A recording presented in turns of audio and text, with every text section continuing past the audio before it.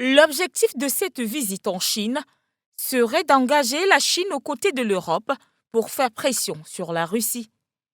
Le trilogue qui se prépare devrait permettre à Pékin d'envoyer un signal au monde. La Chine ne veut pas seulement être perçue comme étant du côté russe. Elle cherche alors à garder une position ambiguë. Quant à l'Europe, elle devrait saisir l'occasion de taper sur ce clou. La manière dont la Chine continuera à réagir face à la guerre menée par Poutine sera alors un facteur déterminant de l'avenir des relations entre l'Union européenne et la Chine. C'est du moins ce que pense Ursula von der Leyen, qui l'a d'ailleurs souligné jeudi dernier.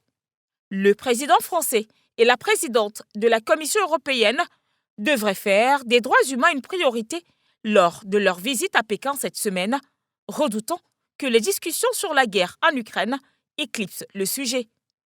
Lors de leurs discussions en automne sur ce thème, les dirigeants européens se sont montrés soucieux de trouver leur propre voie face à la Chine sans s'aligner sur les États-Unis et se laisser entraîner dans une logique de confrontation systématique.